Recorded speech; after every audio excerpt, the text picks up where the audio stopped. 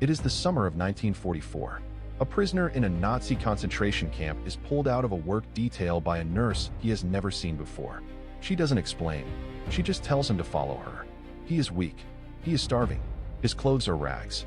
He has watched hundreds of people he knew be taken away and never come back. He has learned not to ask questions. So he follows her through the corridors of a German military hospital that has been set up near the camp. Past clean white walls. Past beds with fresh sheets. Past wounded German soldiers who look at him with disgust or indifference. The nurse stops at a door. She opens it. She tells him there is a man inside who wants to speak with him. A dying man. A German soldier. The prisoner steps into the room. Lying in the bed, his head wrapped entirely in bandages, his eyes barely open, is a young man in his 20s. His body is wrecked. He has been wounded badly on the Eastern Front. The doctors have made clear he will not survive the week. The dying soldier turns his head toward the prisoner. He says something that the prisoner will spend the rest of his life trying to understand. I need to confess. I need to confess to a Jew, and I need you to forgive me. The prisoner's name was Simon Wiesenthal. He was 36 years old. He had already lost 89 members of his family to the Nazi genocide, and he was now standing in a room with a young SS soldier who wanted to die with a clean conscience. What happened next would haunt him for the rest of his life, and it will haunt you too. To understand what Wiesenthal was feeling when he walked into that room, you need to understand who he was and what he had already survived. Simon Wiesenthal was born in 1908 in Buxax, a small town in what is today Ukraine. He trained as an architect. He had a wife named Sila.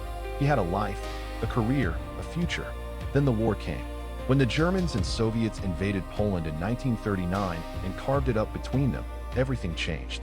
By 1941, when the Germans turned on the Soviets and occupied the whole region, the systematic murder of Jews began in earnest.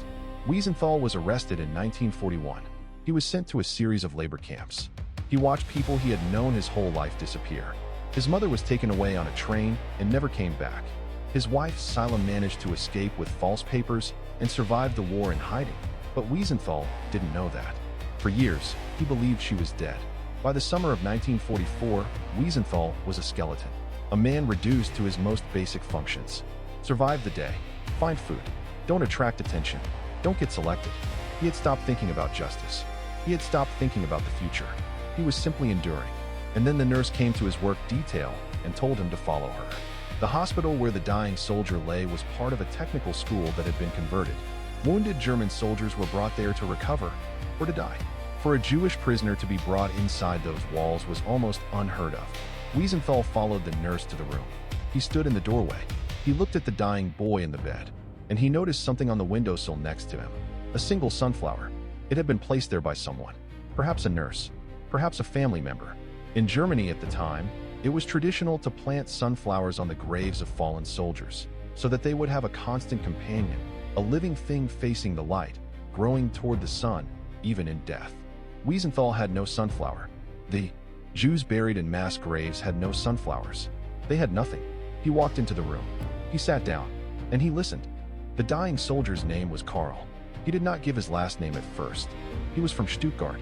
He had volunteered for the SS at the age of 20, full of the ideology, full of the faith, full of the belief that what he was doing was right and necessary and historic. He had been deployed to the Eastern Front. And there, in a small town in Ukraine, he had participated in something that he had not been able to forget for a single day since it happened. His unit had been ordered to clear a town of its Jewish population. They rounded up approximately 300 Jewish men, women, and children. They marched them to a 3-story house on the edge of town. They forced them all inside. Every room, every floor. 300 people packed into a building designed for a single family. Then the SS soldiers poured gasoline around the outside of the house, and they set it on fire. Wiesenthal sat completely still as Karl described what happened next. People began screaming. The smoke filled the lower floors first. Then the flames reached the walls. People started appearing at the windows. The upper floors. 3rd floor. 2nd floor. Mothers holding children. Men with their hands on the windowsill, looking down at the ground, calculating whether the fall would kill them. Some of them jumped. And Karl's unit was waiting below with rifles and machine guns. Every person who jumped, every person who fell, every person who crawled from the burning building was shot before they could reach the ground. Karl told Wiesenthal about one specific moment he could not escape in his memory. A father at a 3rd floor window. holding two small children, his clothes already on fire. The man looked down at the soldiers below. He looked at his children. He wrapped his coat around them as best he could, and he jumped. Carl fired his rifle. He told Wiesenthal all of this in a low, broken voice. It took a long time. He stopped several times. He wept. He gripped the edge of his blanket with the hand that still worked. When he finished, he was silent for a moment. Then he turned his bandaged head toward Wiesenthal and said the words he had brought him there to hear. I know what I am asking is almost too much, but without your forgiveness, I cannot die in peace. Wiesenthal did not move. He sat in the chair next to the bed, and he looked at the dying man, and he felt something that he later described as almost impossible to name. It was not pity. It was not rage. It was not disgust. It was something more complicated than any of those things. He thought about the 300 people in that burning house. He thought about the father at the window. He thought about the two children wrapped in a burning coat. He thought about his own mother, taken away on a train. He thought about the sunflower on the windowsill. The sunflower that Carl would receive on his grave. The sunflower that none of Carl's victims would ever have. And he thought about what it meant to forgive. Whether forgiveness was even his to give. He had not been in that burning house. He had not been one of the 300. He was a survivor, but he was not their survivor. He was a stranger to those 300 people, just as he was a stranger to Carl. Could he forgive on behalf of the dead? Could anyone? Carl kept talking. He said he had been raised Catholic. He said he had drifted away from his faith when he joined the SS. He said the ideology had replaced everything: God, conscience, doubt. He said he had believed, truly believed, that what he was doing was necessary. And then one day, standing below a burning window, watching a father hold his burning children, something had broken inside him that had never healed. He said he had spent every night since then seeing that window. He said he was not asking Wiesenthal to excuse what he had done. He knew it could not be excused. He was asking for something different. He was asking for the mercy of one human being toward another. He was asking to be released. He reached out his one working hand toward Wiesenthal. Simon Wiesenthal stood up. He looked at the dying man's outstretched hand for a long moment. Then he walked out of the room without saying a word. Not a yes, not a no, not a condemnation, not a prayer, nothing. The door closed behind him. He walked back through the hospital corridor, past the white walls and the clean beds and the wounded German soldiers. The nurse found him and walked him back to the work detail. He rejoined the other prisoners. He picked up his tools. He went back to surviving. That night, in the barracks, he could not sleep. He lay in the dark and turned the question over and over in his mind. Had he done the right thing? Was silence the correct answer? Was it mercy or was it cruelty? Was leaving without a word a punishment or a release? He had no answer. He still had no answer when the war ended. He had no answer decades later when he sat down to write about it. The next morning, the nurse told him that Carl had died during the night. He had died without an answer. But the story does not end there. After the war, Simon Wiesenthal became the world's most famous Nazi hunter. He dedicated his life to tracking down SS officers and war criminals who had disappeared into false identities across Europe and South America. He helped bring over 1,100 Nazis to justice. He is the reason many of them faced trial at all. But he never forgot Carl.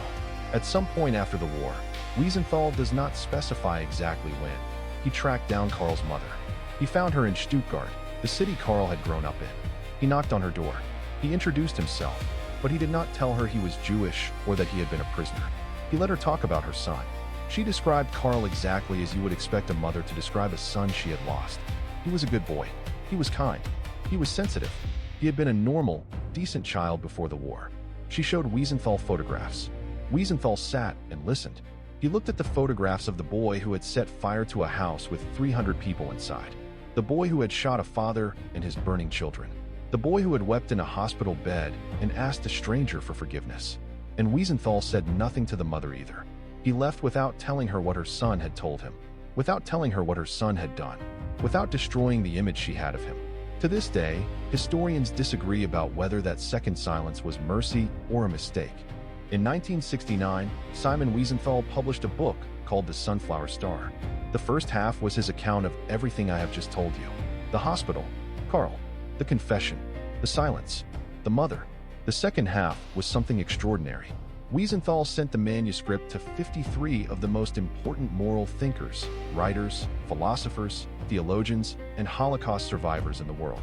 He asked them one question: what would you have done? Asterisk. The answers were astonishing in their disagreement. Some said Wiesenthal had done exactly the right thing, that forgiveness was not his to give, that forgiving on behalf of the murdered dead would have been a second violation of their memory. That silence was the only honest answer. Others said he should have forgiven Carl immediately, that refusing to forgive someone on their deathbed, someone who had genuinely broken, who had genuinely repented, was itself a form of cruelty. That forgiveness is not about the person who did wrong. It is about freeing yourself. The Dalai Lama said he would have forgiven. Desmond Tutu said he would have forgiven. Several Holocaust survivors said they would not have, could not have, would never have. And some said the question itself was wrong. That the real question was not whether to forgive Carl, but why a system was allowed to turn a boy from Stuttgart into a man who burned children alive. And what we do to make sure it never happens again. There was no consensus. There never has been. There probably never will be. Simon Wiesenthal died in 2005 at the age of 96. He spent 60 years hunting the men who had murdered his people. He brought over 1,000 of them to justice. And for 60 years, he carried the memory of one dying boy in a hospital room, a single outstretched hand, and the silence that followed. He never said whether he regretted leaving without a word. Maybe that was his answer. So here is the question I want to leave you with. Not the historical one, not the philosophical one, the personal one. You are Simon Wiesenthal. You have lost 89 members of your family. You are starving. You are a skeleton. You have survived things that most human beings cannot even imagine. And a boy who helped murder 300 innocent people is asking you specifically, to forgive him so he can die in peace. What do you say? Tell me in the comments. Because in over 50 years, the greatest moral thinkers in the world could not agree on the answer. I want to know what you think. And if this kind of story moves you, the real stories, the ones that history books skip past in 2 sentences, then subscribe. Because every week we go back into the moments that changed everything, and we don't look away. Thanks for watching.